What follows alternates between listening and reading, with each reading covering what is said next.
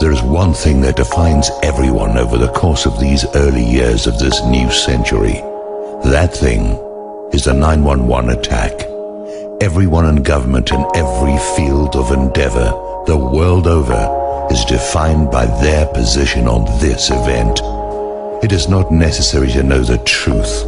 It is only necessary to know the extent of the lies in order to define any leader in any position anywhere in the world. By what they have said and by what they have not said, one can accurately judge who is an enemy of the peoples of the world. One can accurately determine who is a tool of the psychopaths, or one of them. Think about what you allow yourself to know. Think about what you pass by, ignore, deny, and defend that defines you. It defines the degree of your personal courage, your relationship to the truth, your values, your principles, and what you will pass on to your children and everyone you meet. It tells you, in that place where your conscience must once have lived, whether you are a hypocrite and a fool, or whether something greater still lives within you.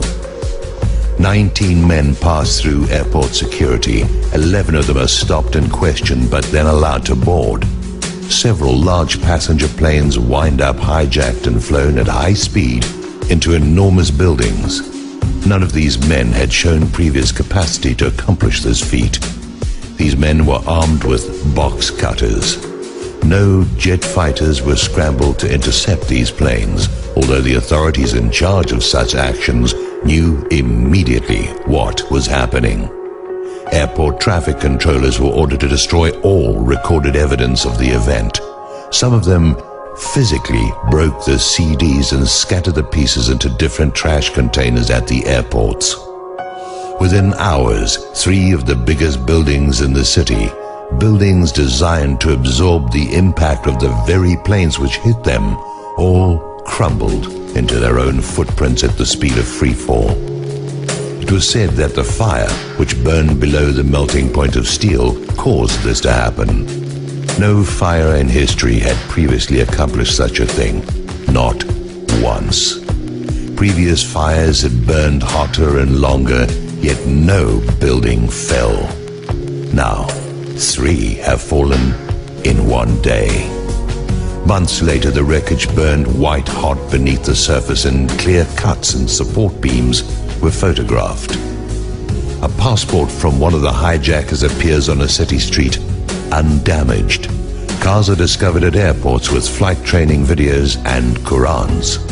Apparently the men, who were deeply religious enough to give their lives to attack these buildings, thought nothing of leaving their sacred texts behind. Some weeks later, 7 of the alleged hijackers are found to be alive in their native countries. Some days earlier, some of these men were observed drinking and having lap dances in a Florida bar. This sort of behavior is not normal for such men as these. Around the same time, the ringleader of these men and some associates were observed by the FBI boarding a gambling boat belonging to Jack Abramoff. These men were tracked to Las Vegas and watched by the FBI, yet they passed through the airport security checkpoints. Even though 11 of them were stopped and questioned, they still boarded. On the day of the event, several men were observed videotaping the attack as it happened. They were seen to be dancing and celebrating as well. The police stopped and arrested them. They were found to be Mossad agents. Sometime later, they were quietly released and returned to their home country with no reasons given. The men videotaping and celebrating had to have known about the attack in advance in order to have been in a position to film it.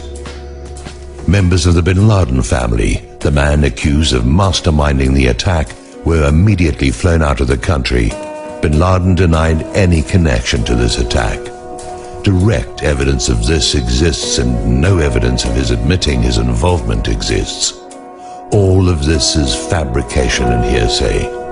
No one can present such information other than one fabricated video that was proven false by the world's leading forensic experts in Switzerland. Many insist It is true, but no one has such evidence.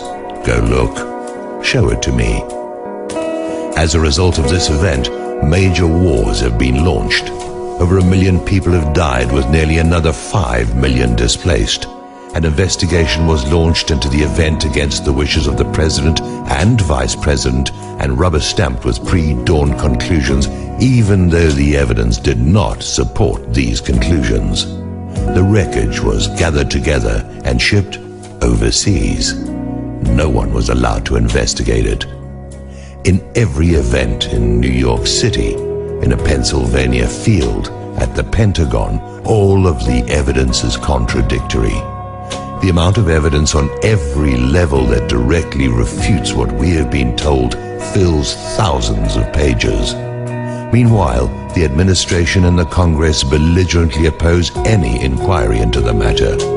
People in government who have questioned the official story have been fired from their jobs or driven from office by the very party they are a member of. University professors are fired for discussing it.